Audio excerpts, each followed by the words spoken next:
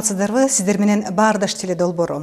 Урматтуу теле көрүүчүлөр, сиздерден келип түшкөн каттардын көбү Кыргызстандын бажы биримдигине кириши, анын Евразиялык экономикалык мейкиндиктеги ролу туурасында болууда. Кыргыз-орус стратегиялык өнөктөштүктү бекемдеп, чыңдоо үчүн өкмөт башчы Жомарт Оторбаевдин алгачкы иш сапары да мына ушул темага кайрылуудан сыртта калган жок.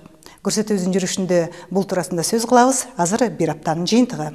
Дүйшөмбү 5 май Кыргыз Республикасынын премьер-министри Жомарт Оторбаев бул күнү өлкөнүн жарандарын Конституция күнү менен куттуктады. Анда мыйзамдарга урматтоо менен мамиле жасоо, кийинки муунга өткөрүп бере турган демократиялуу, ийгиликтүү өнүгүп жаткан мамлекетти куруунун негизги шарттарынын бири экендиги айтылат.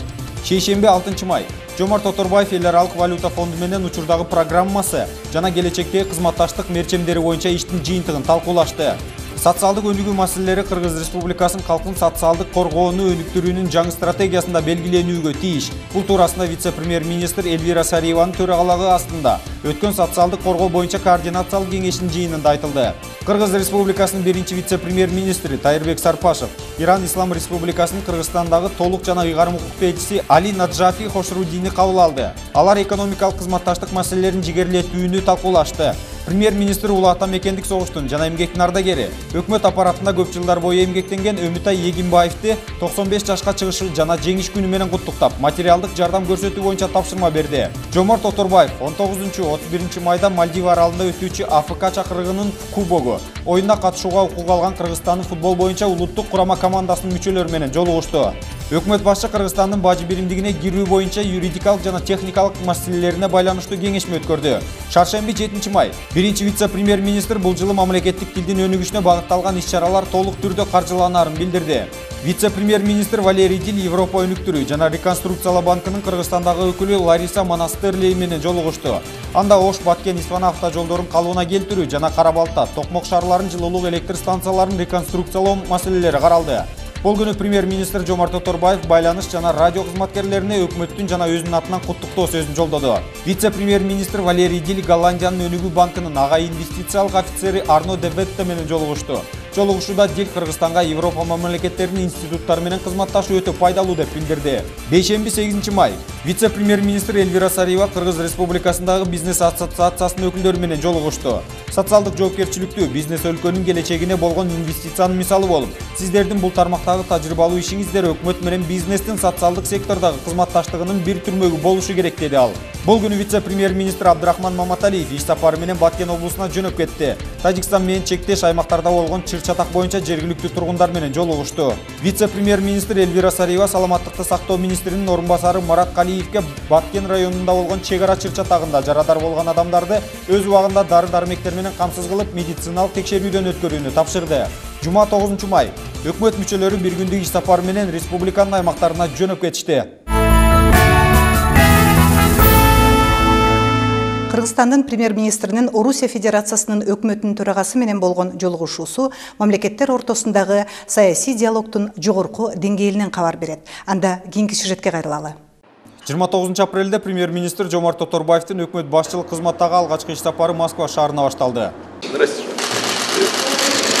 Алгаш Жомарт Оторбаев Орусия Федерациясынын өкмөтүнүн төрагасы Дмитрий Медведев менен жолугушуп, анда Кыргызстандын экономикасына инвестиция тартууга дилгир орусиялык компаниялар менен мурдагы жана кийинки сүйлөшүүлөрдүн негизинде алдыга кадам ташталаарын билдирди. Прежде всего, позвольте выразить вам благодарность за ваше приглашение. Биз Орусия өкмөтүнө жана жеке бизнеске Кыргызстандын экономикасына кошуп жаткан салым үчүн абдан ыраазыбыз. Евразия мамлекеттеринин интеграциялык биримдигинин багыты Кыргызстан үчүн да маанилүү. Мен министрлер кабинетинин биринчи милдети катарында бажы биримдигине кирүү экенин белгилейм. Иш сапарымдын алкагында Орусия Федерациясынын өкмөт мүчөлөрү менен катар биздин өлкөнүн экономикасына инвестиция тартууга дилгир орусиялык компаниялар менен да жолугушабыз. Биз мурдагы жана кийинки сүйлөшүүлөрдүн негизинде алдыга кадам таштайбыз. Жомарт Оторбаевди жаңы кызматка дайындалышы менен куттуктаган Орусия Федерациясынын өкмөтүнүн төрагасы экономикалык, гуманитардык багыттардагы кызматташтыктын тереңдешине Орусия тарап кызыктар экендигин жана Кыргызстандын бажы биримдигине киришине өкмөт, парламент, президент тарабынан бирдей кадамдар жасалаарына ишеним артаарын айтты. Жомарт, я, во-первых, вас еще раз поздравляю с назначением на должность премьера. Биз сиздер менен байланыштарды экономикалык, гуманитардык багыттарда жүргүзүп келебиз. Негизги приоритет Кыргызстандын бажы союзуна кириши. Иш жүрүп жатат. Жаралган көйгөйлүү маселелерди четтетүүгө биз кызыктарбыз.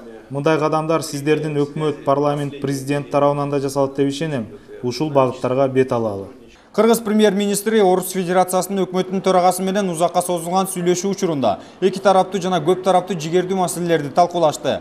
Тараптар кыргыз-орус кызматташтыгын тереңдетүү жана чыңдоонун өзгөрүүсүз багытын белгилешти жана мамлекеттер ортосундагы саясий диалогдун жогорку деңгээлин аныкташты. Жолугушууда экономикалык кызматташтыкты тереңдетүү да белгиленди. 2013-жылы Кыргызстан менен Орусиянын товар жүгүртүүсү 1 миллиард 53 миллион доллар болгон. Бул көрсөткүч bir жыл мурдагыга караганда 26,8% өсүштү көрсөткөн. Орусиядан келген импорт 919,1 миллион доллар болуп, өсүшү 36,7% түссө. Экспорт 133,9 миллион доллар болгон.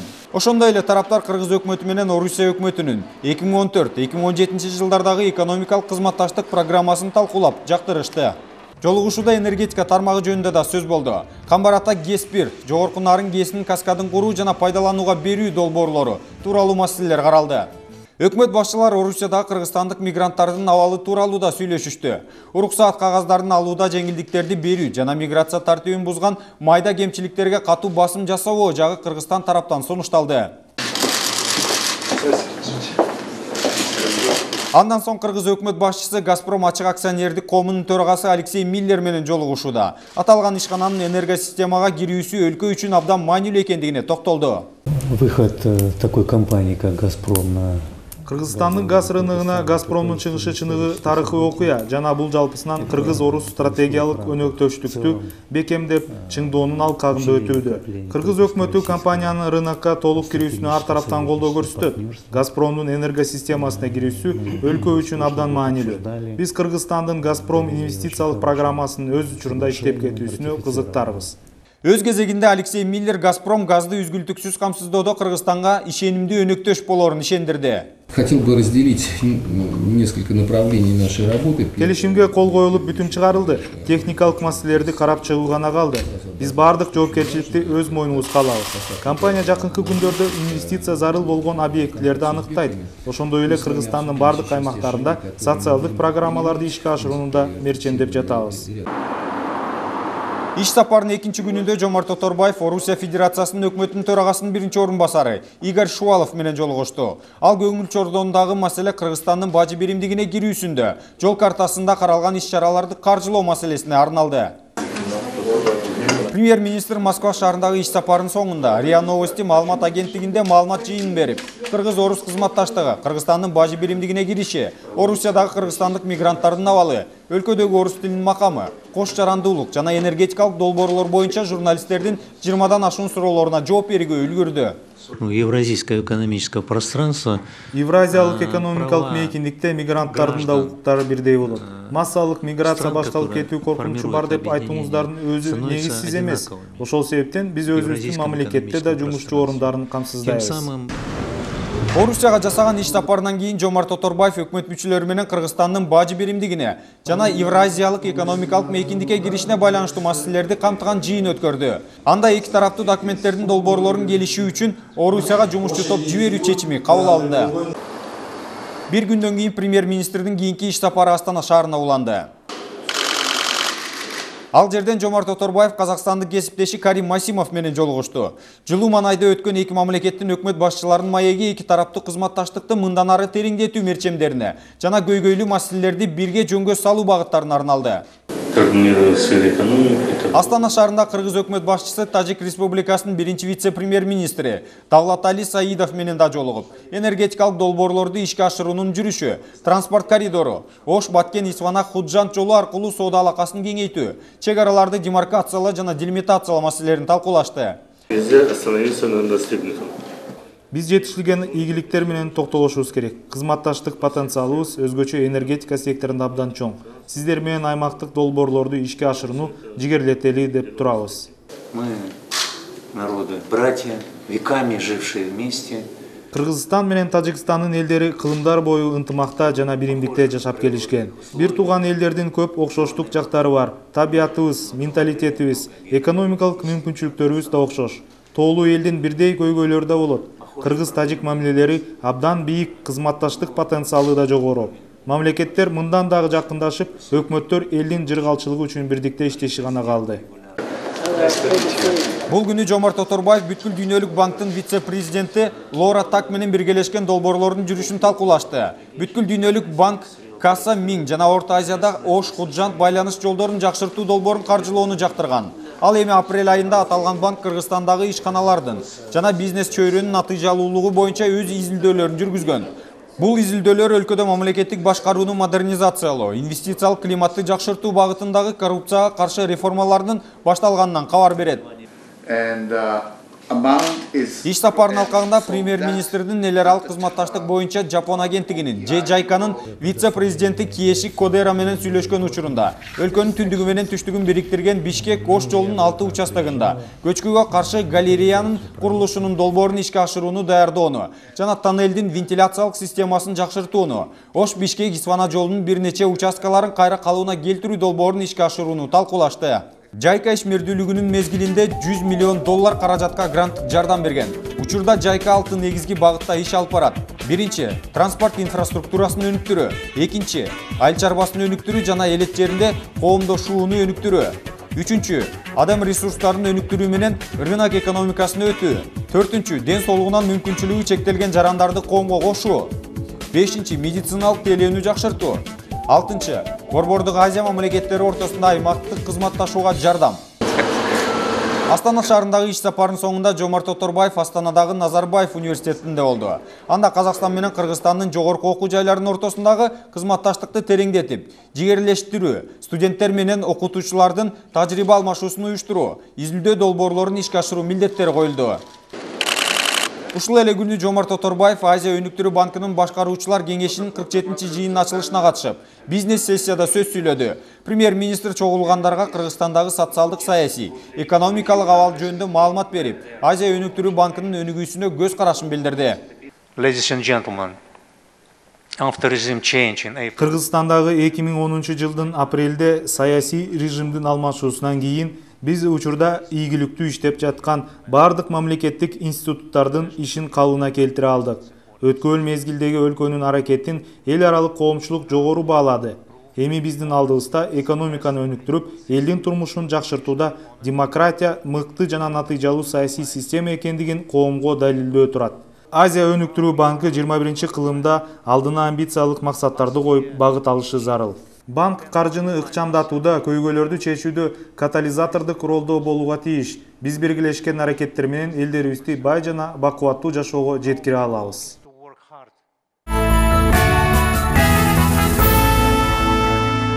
Кыргызстан менен Орусиянын ортосундагы кызматташтык кылымдардан бери келе жаткан салт. Муну тарых өзү да тастыктады, дешет серепчилер. Анда серепчи менен баарлашалы. Токтогул Какчикевич, жакында эле Россия Федерациясына премьер-министр Жомарт Оторбаев баштаган топ барып келди. Ал жерде бир топ жолугушуулар болду, бир топ кезигүүчүлөр болду.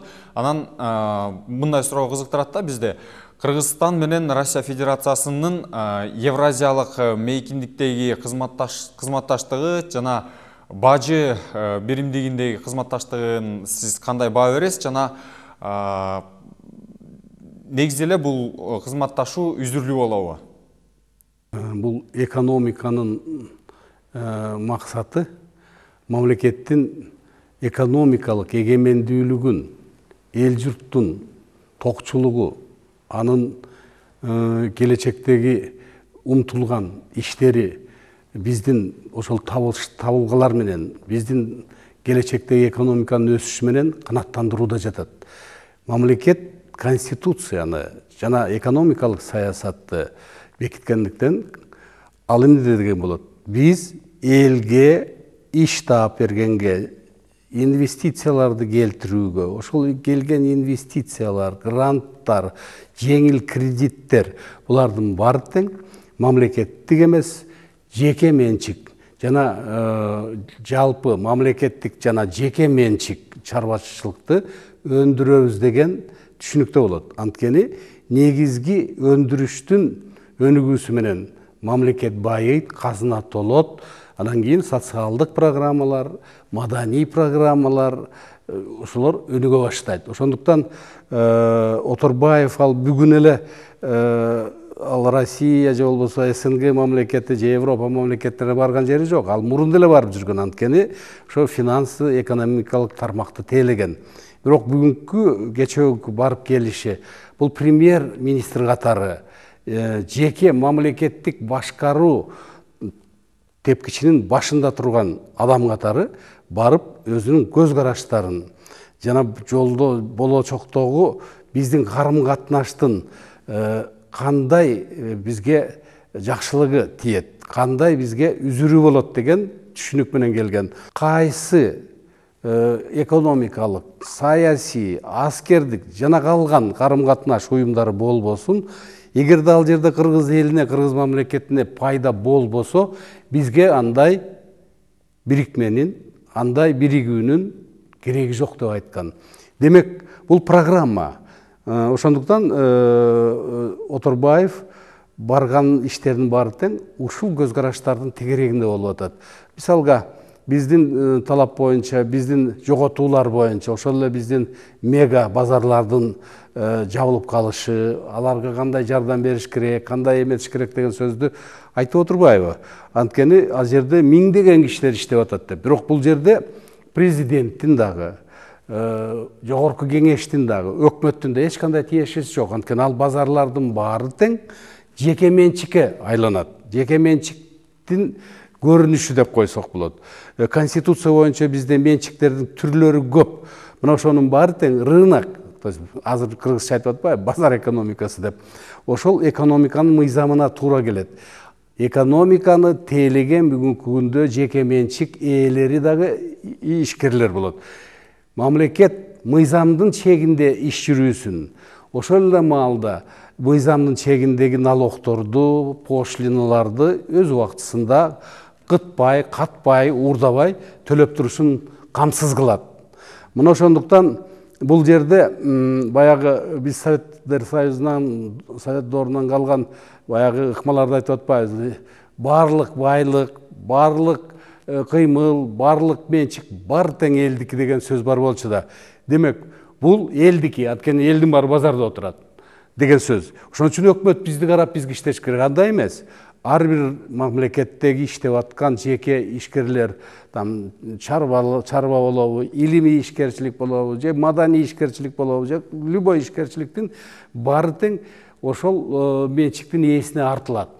Өкмөт шарт түзүүгө аракеттенет. Ал шарт деген эмне болот? Ал чет мамлекеттен келген арзан акчалар, арзан кредиттер, арзан гранттар бүгүнкү күнү Кыргызстанда чечилбей аткан экономика тармагы, өндүрүш жагынан. Мисалга, бүгүнкү күндө Кыргызстандын элине балык, эт, жумуртка, май жетишпей атат. Демек, ушул өндүрүштөргө жана келген акчаларды жеңилдетилген процент менен берип, алар менен ишти жүргүзүп, рынокты толтуруш керек. Айтсаңыз, кийинки күндөрү Россия Федерациясы Кыргызстанга абдан эле мындай кызыгуу арттырып атат. Себеби дегенде мына карасак, ошол эле нарын каскадтарын курууда, ошол эле мына энергетика тармагындагы газ тармагын Россия Федерациясы азыр инвестиция тартып атат. Негизи эле Россия тараптын Кыргызстанга болгон мындай кызыгуусу эмнеде болушу мүмкүн деп ойлойсуз? Ошонун жөнүндө айтсаңыз. Баягы бизге түшүнүктүү болуш үчүн айта кетишибиз керек. Мына капитализмдин орой жана ырайымсыздыгы Африка мамлекетинде көрүнүп турат. Анткени 200 жыл, 300 жылдан бери Африканын жер байлыгынын баары, эл байлыгынын баары тең баягы колчулук доордон баштап ушункү күнгө чейин ошол мамлекеттердин жер байлыктарынын баары тең чоң корпорациялардын менчиги. Ошондуктан алардын жер байлыктарынын баары түгөнгөн сайын Советтер Союзу талкалангандан кийин азыр ири мамлекеттер ошол жер байлыкка, сырьего жетиш үчүн аракет жасап аткандыгы болот. Бул жеке эле Россия эмес. Россия традициялык баягы доор менен бөлөк өлкөлөр баягы тоноп аткандыгын, аеосуз баягы шыпырып аткандыгын көргөндүктөн аларда айтып атат, бизде да каражат бар. Булар биз менен бирге 70 жыл жашаган, андан мурун дагы 300 жыл жашаган Романовдардын доорунда деп. Анан бул жөнөкөй эле конкуренция. Эгерде батыш өлкөлөрү бизди акча менен сугарып, бейөкмөттөр менен терметип, адам укугу менен бизди ширеп, бул ишке жетишиш үчүн иш жасап атса, USAID деген агентстволорун ачып, а Россия болсо биздин биримдик мамлекетибиздин Советтер Союзундагы, андан мурунку биздин биримдигибизди, бүгүнкү күндөгү биздин 1 миллион кыргыздарыбыз Россияны тандап алгандыктын сезимине таянышып, мына ушул ишке келип отурат. Бирок батыш өлкөлөрү бизге акчаны аябай отуруп, бүгүнкү күндө биздин мамлекет 4 миллиард долларга карыз болуп отурат. Россия болсо биздин карызыбыздын 1 миллиардын кечип салды. Ошол эле маалда төшүн каккан биздин билермандар Кыргызгаз корпорациясын, электролордун барын тең тейлей албай бүгүнкү күндө сөз болуп атат. Биз деген электроэнергияны көбөйтүшүбүз керек деген сөздү айтып атат. Бул жол бүткүл дүйнөдө аныкталган, бирок ал жерде, ошол бүткүл дүйнөдө, батыш өлкөлөрүндө баягы маянасы бийик болот. Көтөргөн сайын аларга жеңилге турат. Бизге болсо оордукка турат. Эки өлкөнүн ортосундагы акыркы маалыматтар боюнча товар жүгүртүү 1 миллиард 53 миллион долларды түзүптүр. Ошонун ичинен 919 миллиону гана бул биз импорт экен, а экспортубуз болсо 199% гана түзүптүр. 199 миллион долларды түзүптүр. Качан жана эмнени экспорттасак дагы биздин экспорттук жөндөмдүүлүгүбүз көбөйөт деп ойлойсуз? Азыр таможен союзга кирсек, Европа деңгээлиндеги сертификаттар болуш керек. Ошону биз кайдан жасайбыз эми? Кантип товарыбызды чыгарабыз? Бирок биздин Кыргызстандагы товарлардын баары тең бүгүнкү күндө ошол эле буурчактай Россиянын рыногуна 2 тамчы суудай эле сиңип кетет. Анткени биздин өндүрүш бүгүнкү күндө 140-150 миллион Россия калкын мындайча айтканда камсыз кылууга просто биздин күчүбүз жетпейт. Бирок жол ачылат. Биздин элдер кыйноосуз, мигрант-сигрантсыз деген сөзсүз барып иштей алат. Пенсияны ала алат, балдарын жерден окута алат, өзүлөрү отурукташканга мүмкүнчүлүк түзүлөт. Ошол эле маалда бизден кетип калган баягы бизнесмен, орус элдери жана бөлөк элдери алар кайра келет. Анткени Кыргызстандын климаты, Кыргызстандын эли, Кыргызстандын ушундай кең пейилчилиги көпчүлүк элди тартат бизге. Ошондуктан Россиянын бизге кызыктар болгондугу бул бир четинен геосаясаттык негизинен империялык Советтер Союзунун чек арасын эч ким бузгусу келбейт. Ошондуктан бүгүнкү күндө Россиянын бизге кылган мамилеси ал экинчи жагынан болуп атат. 18-кылымдан бери кыргыздар Роман империясынын, Романовдардын, Ак падышанын ошого өз ыктыярдуу кирген. Анткени ошол маалда кыргыз эли запкы жеген бийлик түштүктөн Кытай мамлекети болгон, Цин мамлекети батыштан Кокон хандыгы болгон. Кокуйлаткан Кокон хандыгынын заарынан качып, мына Россияга кеткенбиз. Ошондон бери карым-катнаш түзүлүп калган. 15-жыл 150 жыл болот. Түндүк кыргыздардын өз ыктыяры менен Россияга киргендиги. Ошол эле маалда биз ошол 15-жылы таможенный союздун 1-январдан баштап баягы ишке кириши болуп калат.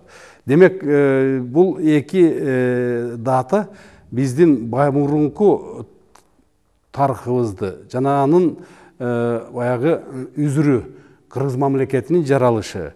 Бүгүнкү күндө кыргыз мамлекети ары тайсалдап, бери буйлап, ары туйлап отуруп, ким менен кандай алака түзүшүн, ким менен кандай иштешти, ким жардам берип аткандыгынын аныгына жеткендиктен мына биз таможен союзга кирип атабыз.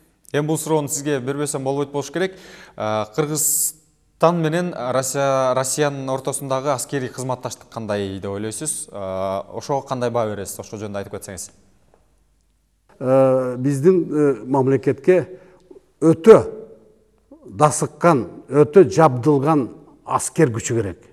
ички иштер аскери, куралдуу күчтөр жалпы жонунан, ошонун баары тең бүгүнкү күндө президент айткандай мурун чаржайыт өз билгениндей иштесе, баары тең бүгүнкү күндө жаңы аскердик реформанын негизинде генеральный штабтын башкаруусу менен ички дагы коркунучту, сырткы да коркунучту колго алып, эгерде колго алуу иш болуп калса, ошону жайына келтириш керек деген деңгээлде мына иштер жүрүп атат. Анткени биздин мамлекетте акча жок, куралдуу күчтү көтөргөнгө. Мына ошондой абалда россиялыктар 1 миллиардтан көп акчаны берип, ал курал жарактар былтыркы декабрь айынан бери келип атат дагы аскердик бөлүктөрдүн кампаларына түшүп атат.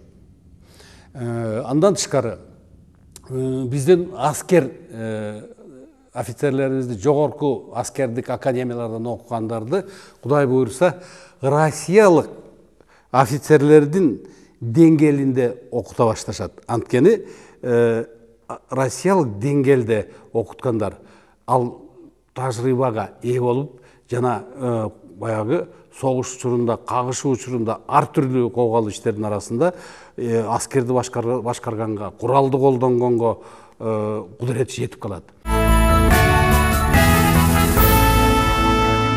Урматтуу теле көрүүчү, эгерде сиздин көйгөйлүү маселеңиз чечилбей, аткаруу бийлигине сөзүңүз жетпей жатса, анда биз менен баарлашыңыз. ps@mail.checkit.gov.kg дареги аркылуу аткаруу бийлигине болгон сурооңузду узатыңыз. Кыргыз Республикасынын өкмөтү ачык өкмөт саясатынын алкагында министр кабарлайт акциясынын башталгандыгы туурасында маалымдайт. Кыргыз Республикасынын өкмөтү министр байланышта акциясынын башталышы тууралуу жарыялайт. Министрлер бир күн бою сиздер менен байланышта болуп, сиздерден келген суроолорго жооп беришет. Ал эми министрликтин кызматкерлери эл менен аймактарда жолугушат. Долбоордун алкагында министрлер 2014 жылга болгон мерчемдеги иш-чаралар менен тааныштырып, аларды аткарууга милдеттенме алышат. 13, 15, 19 майда сиздер менен айыл чарба жана мелиорация, билим берүү жана илим, ошондой эле ички иштер министрлиги түз байланышта болушмакчы. Келерки аптада сиздин сурооңузга жооп беребиз. Баарлашканча.